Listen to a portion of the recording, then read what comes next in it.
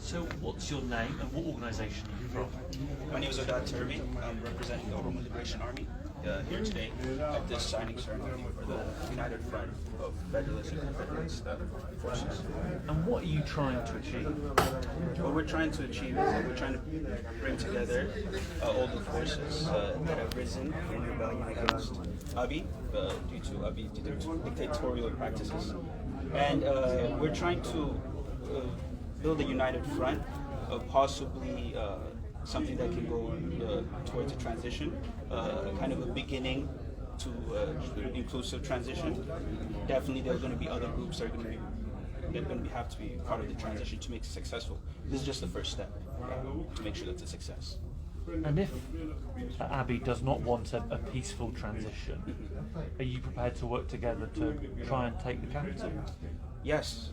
Our hope is, due to the capital city is a very high population density.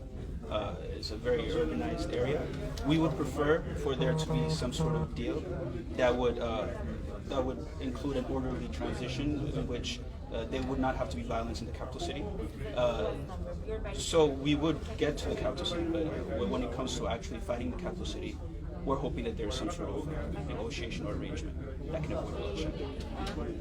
And what do you make of his actions so far? Abiy's actions? On Abiy's side? Well, Abiy does not seem to be interested in peace. This is something we've seen for the last 3 years. That is one of the reasons when we look at the international community's policy of appeasement in regards to Abiy and even the current negotiations in regards to Felton, we do not have much hope in them because they continue to seem to think that they can appease this man and suddenly he'll turn into peace. We believe that Abiy regime for peace to exist in the country, we would most likely need to remove it. And his current actions, they have not shown any sign that he would want to negotiate, that he would want a peaceful resolution. He's been very adamant. He's been mobilizing civilians in hundreds of thousands, telling them to pick up whatever weapon they can have. So there is no talk of peace on his side. We have a way that we have presented our conditions for what a peaceful resolution would look like from our end. We've seen nothing like that on his side. So we do seem to think that he will continue this war, which is why we've decided to take more decisive measures last 3 weeks. And you therefore presumably want the US government to change their strategy too? Absolutely. They have to realize the biggest obstacle to what they want. They want to see a peaceful, stable country. The biggest obstacle to that is Abiy himself. So appeasing him, trying to keep him in power, has not worked, and they need to change strategy in regards to that.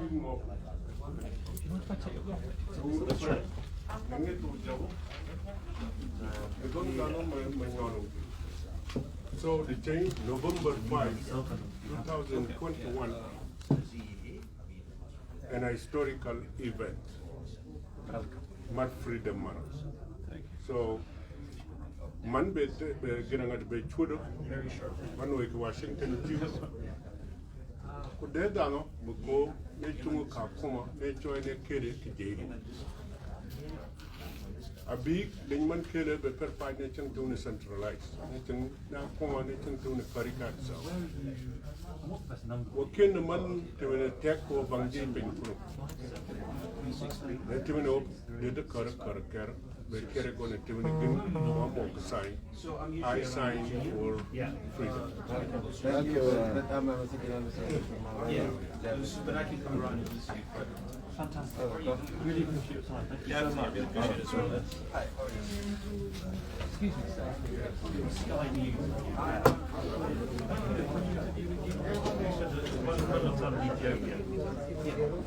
Ethiopia. You want me to speak? Yeah, sure. Okay.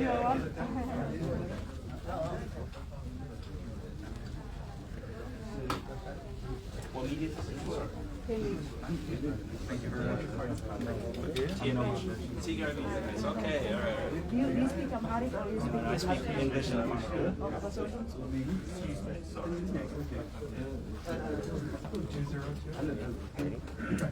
Tell me your name and who people are representing. My name is Odaa Tarbi. I'm representing the Oromo Liberation Army here at this conference, the signing ceremony for the United Front of Federalist and Confederalist Forces. Can you explain what the aim of today's agreement with those 9 countries? Well, this is a long time coming.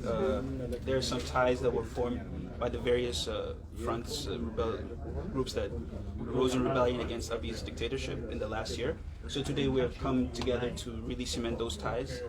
There are some points that we all agreed with, and it's an agreement in how we're going to continue the struggle and the best way to coordinate to be more effective against this government. Any message to the people of Oromo or the people of Ethiopia regarding the war going on in Ethiopia? Well, first of all, there is mass conscription happening in the country right now.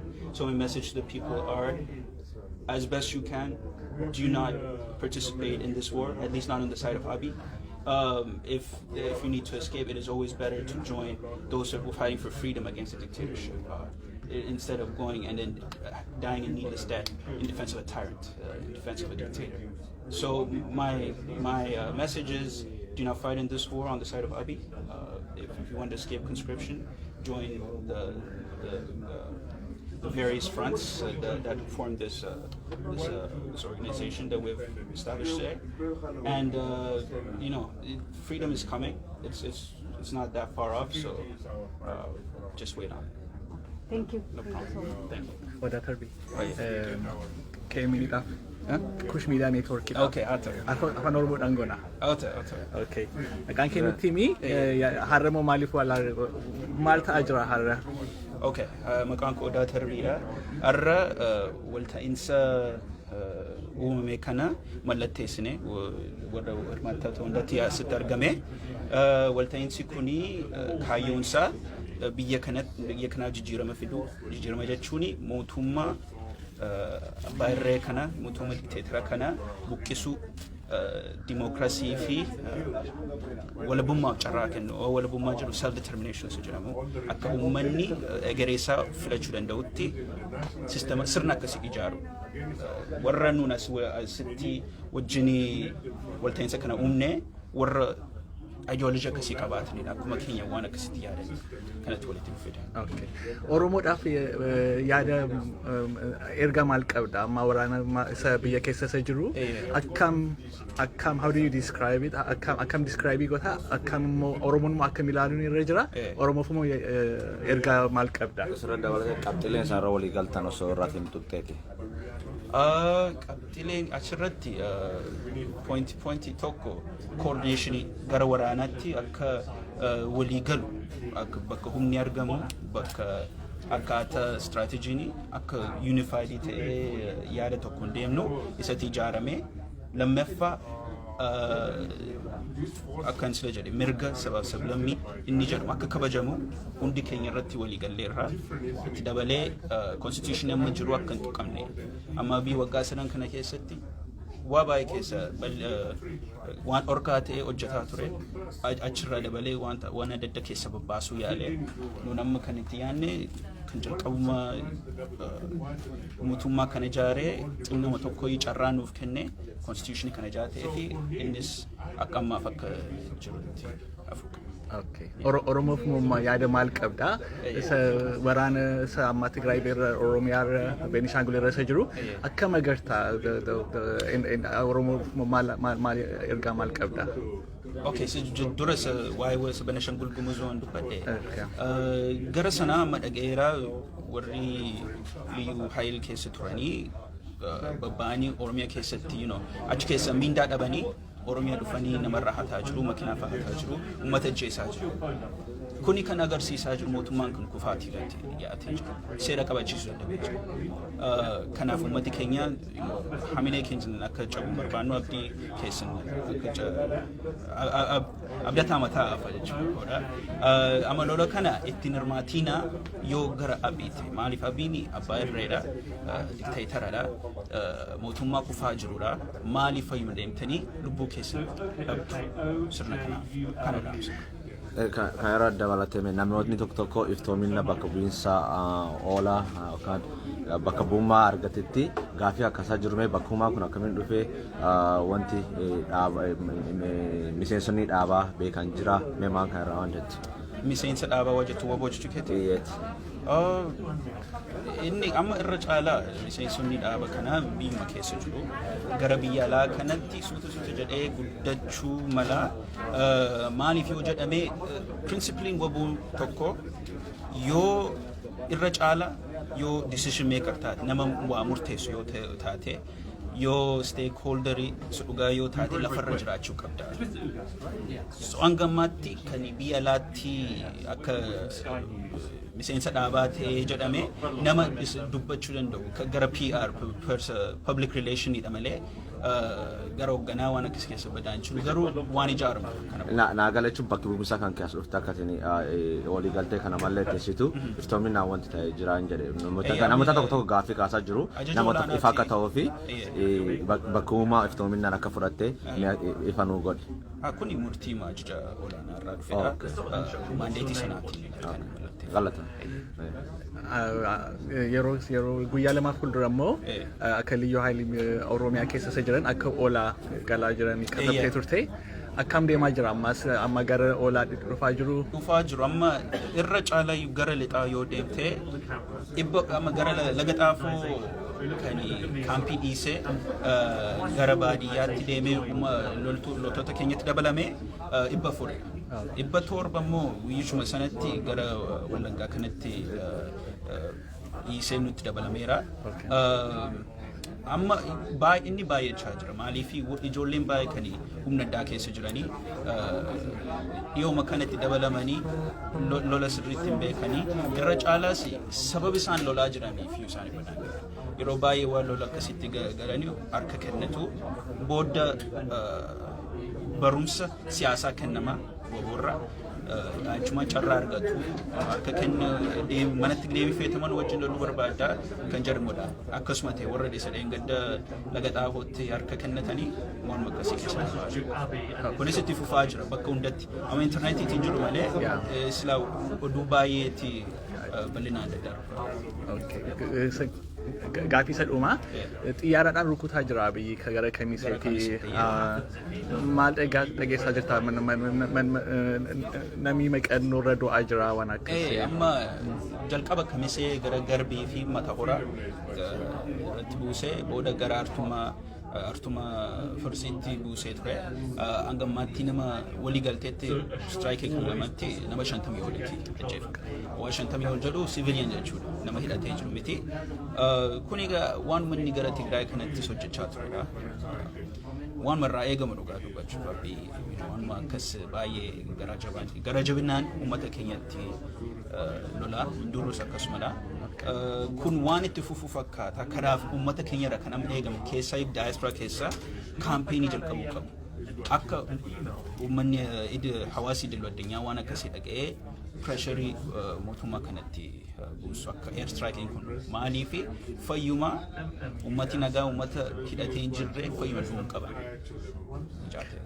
Baay'ee si galateeffadha. Hojii kee hundumaaf akka Oromoo immoo baay'ee si galateeffannaa nuuf jawaadhu. Okay, thank you. Thanks. Appreciate it. And where are you normally based?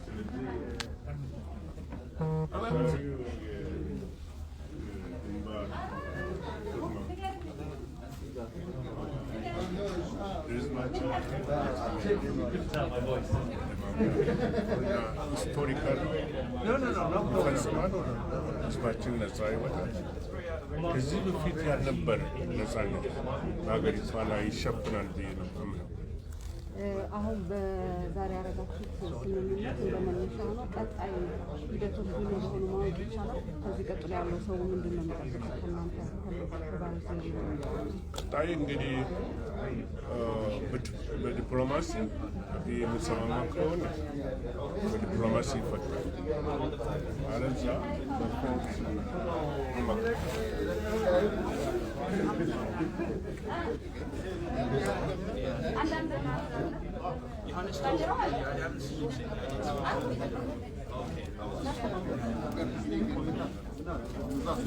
አሁን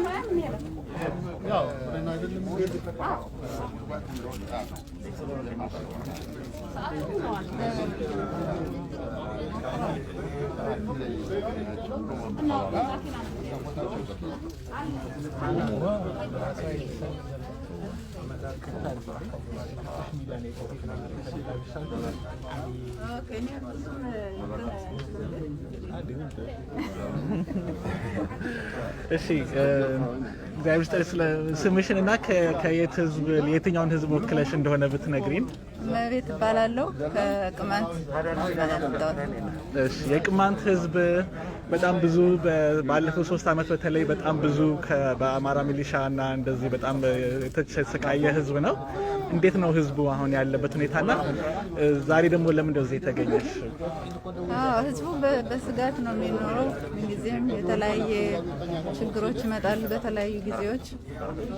በቃ መንደሩ እየተደበደበ ሰውም ንጹህ ሰው እየተገደለ ንብረቱ እየተዘረፈ አሁን ደግሞ በግዴታ ውትድርና ሄዱ እና የተለያየ ነገር እየመጣ በስጋት ነው የሚኖሩት። ትምህርት ቤትም በደንብ አይሄዱም። ስራ ያሉት ስራ መስራት የማይችሉ በደንብ የዛ አይነት በተለይ ወደ መተማ ጭልጋ አይከል እዛ አካባቢዎች በጣም ብዙ ችግር አለ። የተሰደዱም አሉ እና ችግሩ እንዳለ ለማሳወቅ ነው።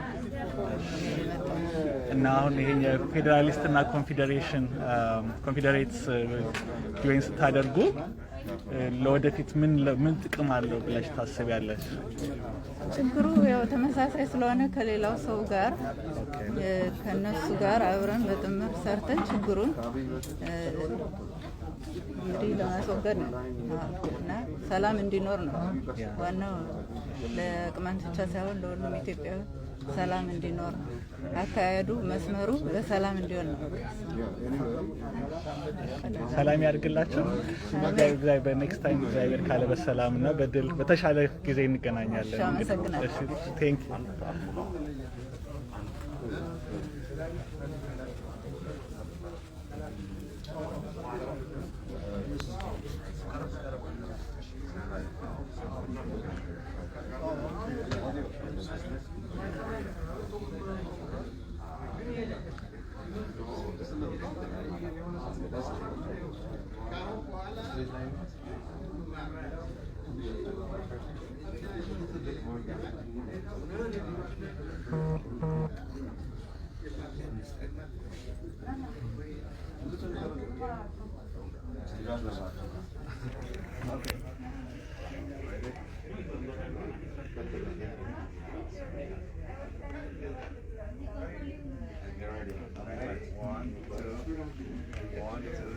Thank you for coming and reporting on this. This is really historic for us. Thank you.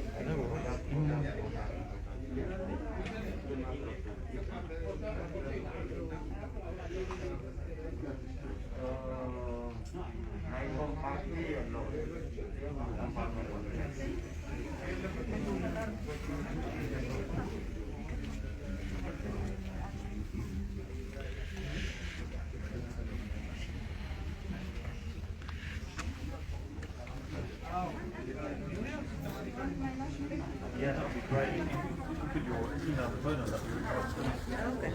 Maaza. ሰላም አግኝቼሽ አንተ ሳልጠይቅሽ ቤት ጥሩ አይደለም። ለኩሽ ሚዲያ ነው። እሺ አንዴ አሁን ወደ ስቴት ዲፓርትመንት ለሚሄድ